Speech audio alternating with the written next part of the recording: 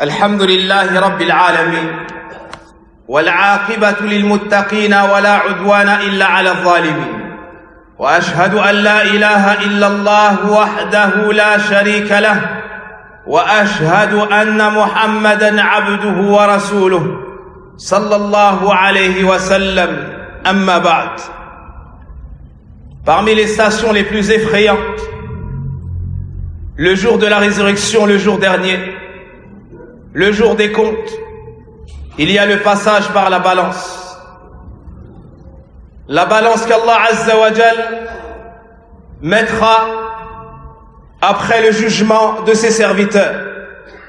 Après la remise des feuillets, il y aura la balance. C'est une balance réelle. Elle a deux plateaux. Un plateau sur lequel sera posé les bonnes œuvres et un autre plateau sur lequel on déposera les péchés, les mauvaises œuvres. C'est une balance immense, énorme. On ne peut imaginer sa grandeur. À un point tel que Salman al-Farisi, radiyallahu anhu, nous dit, le messager d'Allah sallallahu alayhi wa sallam a dit, on établira la balance, ou on mettra la balance le jour de la résurrection.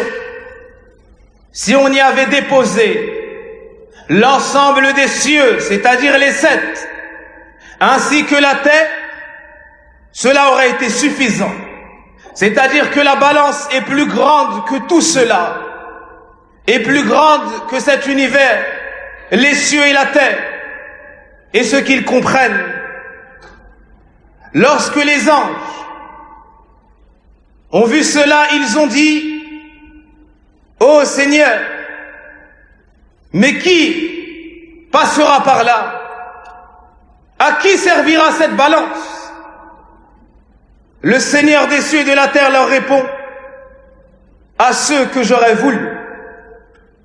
À ceux que j'aurais voulu. Et les anges de répondre, exempt sois-tu de tout défaut. Nous ne t'avons pas adoré comme tu le méritais. Allahu Akbar. Les anges qui ne désobéissent jamais à Allah en ce qu'il leur commande disent, nous ne t'avons pas adoré comme tu le mérites. Qu'allons-nous donc dire, nous, qui désobéissons à Allah Azza wa Jal de jour comme de nuit?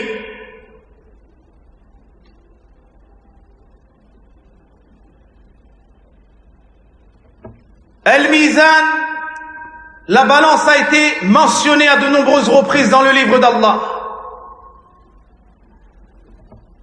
Dans Surat Al-Anbiya, Allah subhanahu wa ta'ala nous dit, au jour de la résurrection, nous placerons les balances exactes.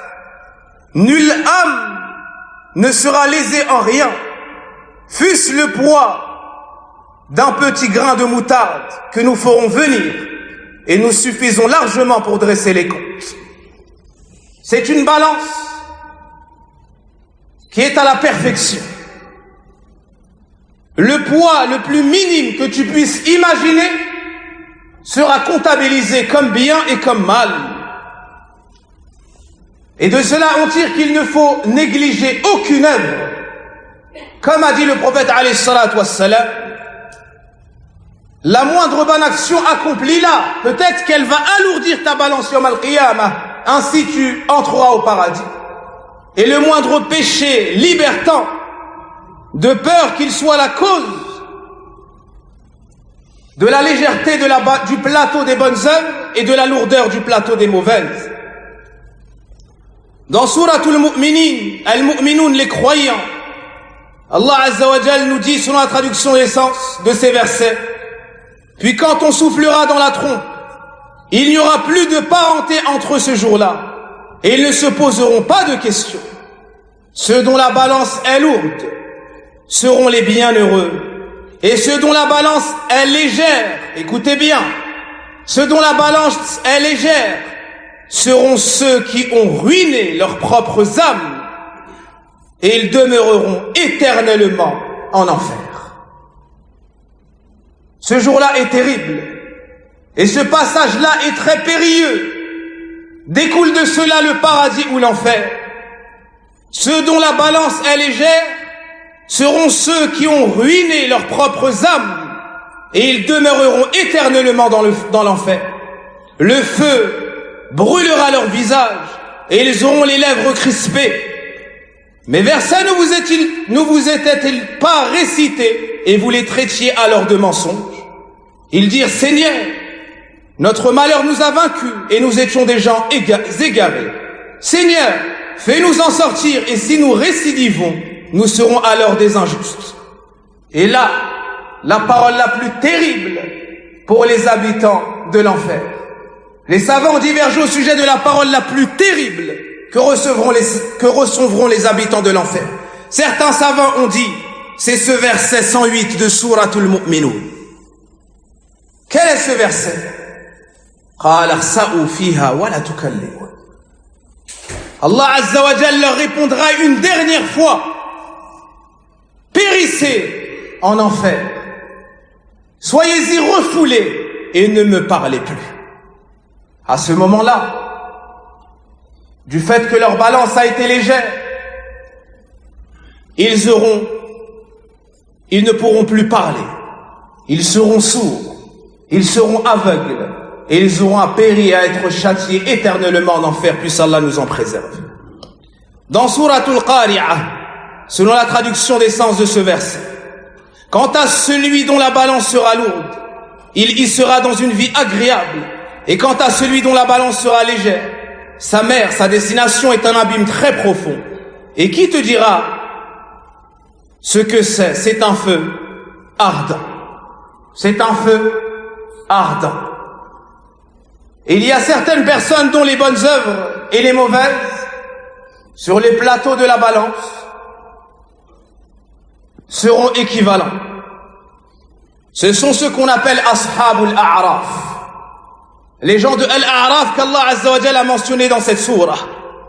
Wa baynahuma hijab wa 'ala al-a'raf rijalun ya'rifuna kullan bisimahum wa nadaw ashab al-jannati an salamun 'alaykum lam yadkhuluha wa hum yatma'un wa idha surifat absaruhum tilqa'a ashabi an-nar qalu rabbana la taj'alna ma'a al-qawmi adh-dhalimin.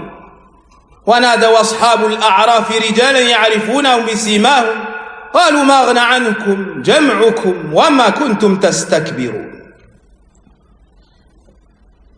Et entre les deux il y aura un mur, et sur Al-A'raf seront des gens qui reconnaîtront tout le monde par leurs traits et caractéristiques, et ils crieront aux gens du paradis: paix sur vous, et ils n'y sont pas entrés bien qu'ils le souhaitent.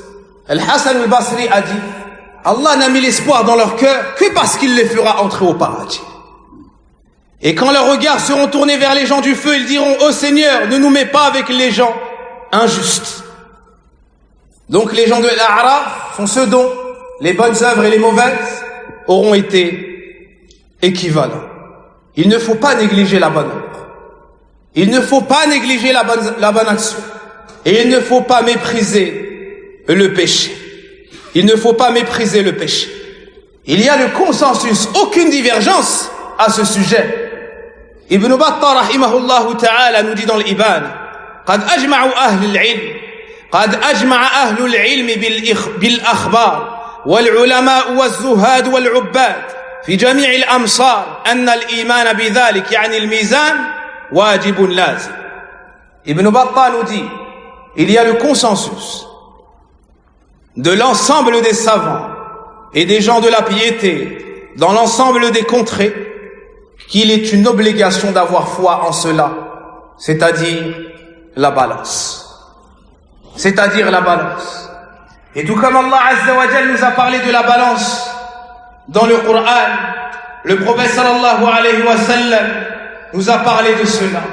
Et c'est un moment tellement périlleux et terrible que le prophète alayhi salatu wa sallam se trouvera à cet endroit-là, El-Mizan, la balance. Anas ibn Malik nous dit, radiallahu anhu, j'ai demandé au message d'Allah, intercède en ma faveur le jour de la résurrection. Il lui a répondu: je le ferai. Il lui a répondu, je le ferai. Anas lui a dit, où devrais-je te rechercher et te trouver? Il lui a dit, cherche-moi au Sirat, sur le pont lors de la traversée. Il lui a dit, si je ne te vois pas, je ne te trouve pas. Il y aura énormément de monde. Et si je ne te trouve pas? Il lui a dit, auprès de la balance. Et si je ne te trouve pas? Il lui a dit, auprès du bassin. Et on ne pourra me manquer dans ces trois endroits. On remarque que dans le Coran, al-Mizan a été cité au pluriel, dans d'autres textes au singulier. Des savants ont dit, il y a une seule balance, mais on l'a cité au pluriel, de par la lourdeur et la multitude de ce qui sera pesé. Donc il y a une seule balance. Mais la question, qu'est-ce que tu auras à peser sur cette balance? Que sera pesé ou qui sera pesé sur la balance?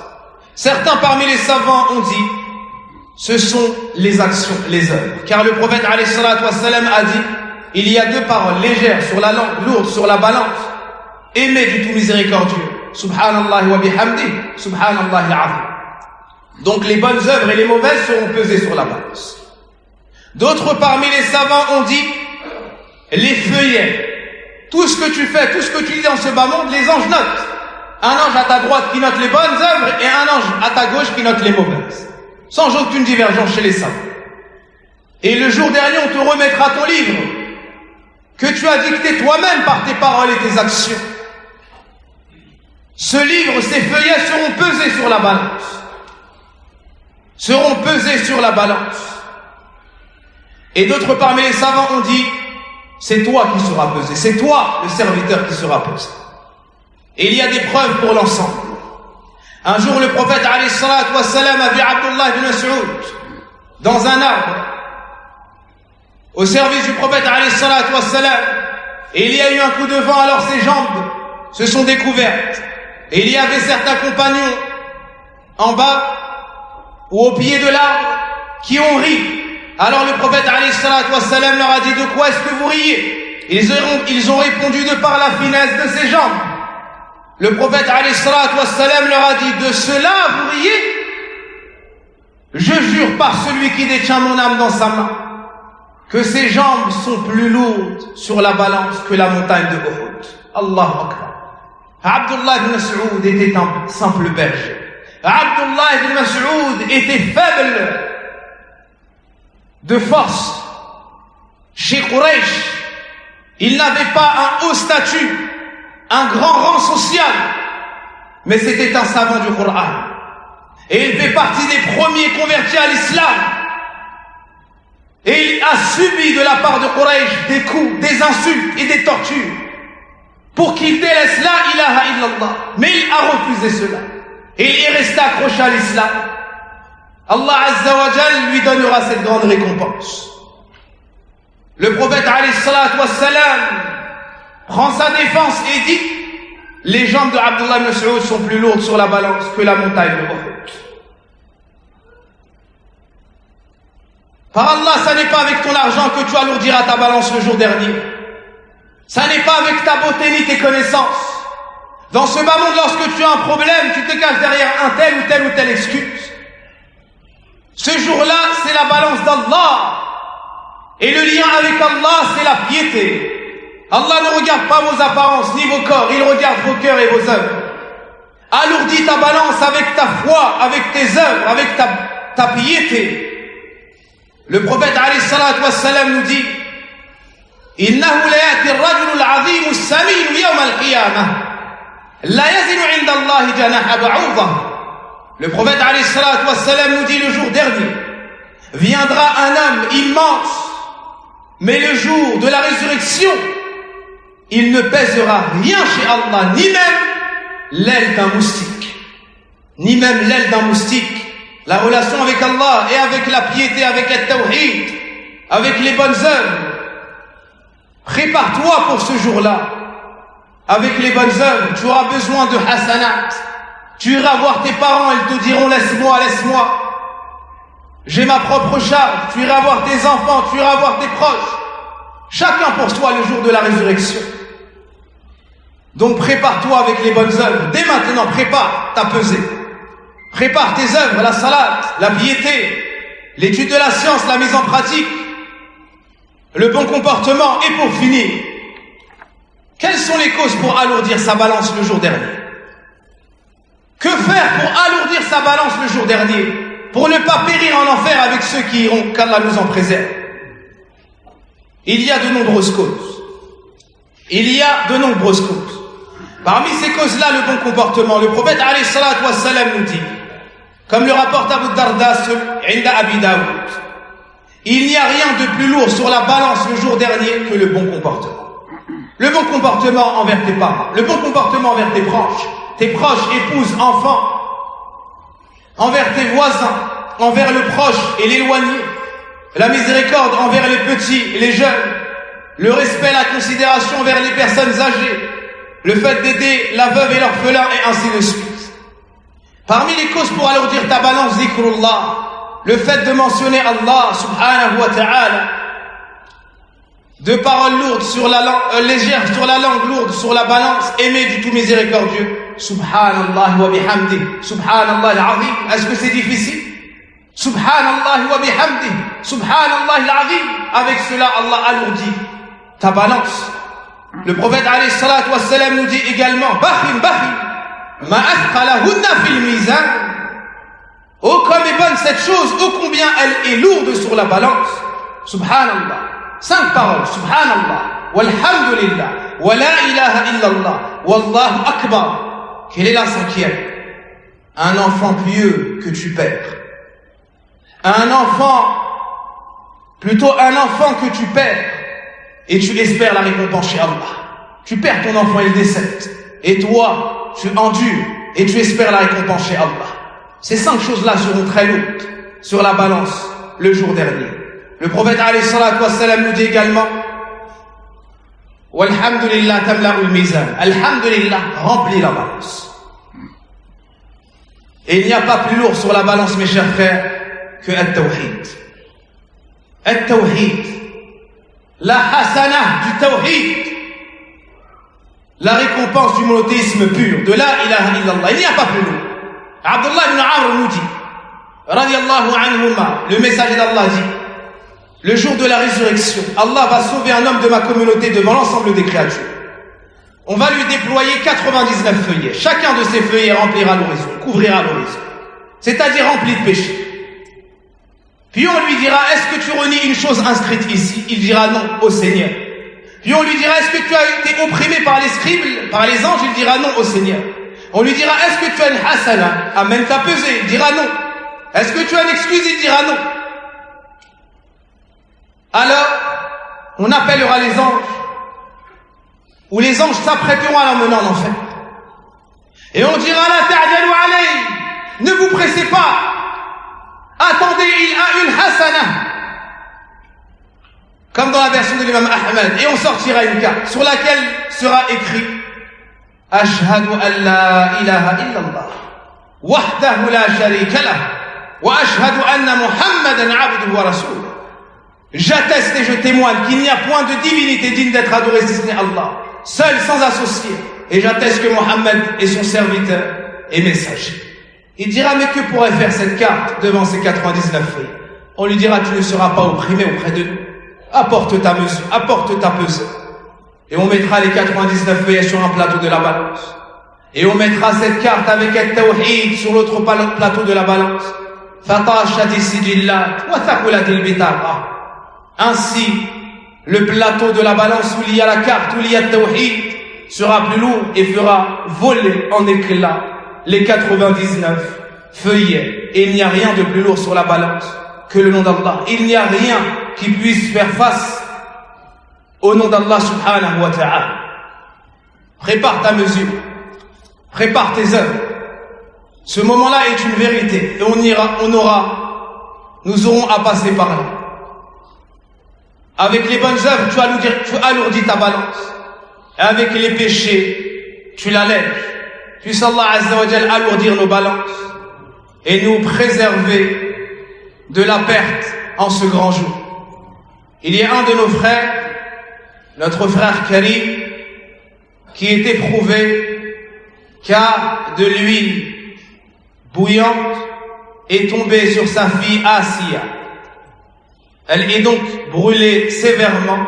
Wa inna lillahi wa inna ilayhi raji'un. Walhamdulillah ala kulli hal. Et Allah est savant et sage dans tout ce qu'il décrète et il nous incombe d'être endurants. Ainsi on demande à Allah Azza wa Jal, wa huwa shafi, et c'est lui qui accorde la guérison, d'accorder à notre fille Asiya la guérison et d'accorder l'endurance à ses pas. Tout comme nous lui demandons la guérison pour l'ensemble des croyants qui sont éprouvés. Allahumma ya hayyu ya qayyum bi rahmatika nastaghith. Aslih lana sha'nana kullah wa la takilna ila anfusina tarfata 'ayn. Allahumma shfi mardana arda al-muslimin. Allahumma shfi mardana arda al-muslimin. Allahumma shfi mardana arda al-muslimin ya rabbal alamin. Allahumma inna nas'aluka al-huda wat-tuqa wal-'afafa wal-ghina. اللهم إنا نسألك الهدى والتقى والعفاف والغنى اللهم أدخلنا الجنة اللهم أدخلنا الجنة اللهم أدخلنا الجنة اللهم ثقل موازيننا اللهم ثقل موازيننا اللهم ثقل موازيننا اللهم إنا نعوذ بك من النار اللهم إنا نعوذ بك من النار اللهم إنا نعوذ بك من النار اللهم اغفر لنا ذنوبنا وكفر عنا سيئاتنا وتوفنا مع الأبرار اللهم اغفر لنا ولوالدينا اللهم اغفر لنا ولوالدينا اللهم اغفر لنا ولوالدينا. Je vous rappelle le projet de la mosquée. Il fait partie des obligations collectives d'avoir une mosquée par contrée, par endroit. Il nous faut donc élever une mosquée sincèrement pour Allah Azza wa Jalla. Et on demande à Allah Tabaraka wa Ta'ala de faciliter de nobles donateurs qui donneront à la recherche de son agrément pour que se lève cette mosquée sincèrement pour Allah Azza wa Jal. Et on demande à Allah Azza wa Jal d'y élever sa parole et sa sunnah. Wallahu a'lam. Wa sallallahu wa barik ala nabiyyina Muhammadin wa ala alihi wa sahbihi ajma'in. Subhanaka Allahumma wa bihamdik. Ashhadu an la ilaha illa ant. أستغفرك وأتوب إليك والحمد لله.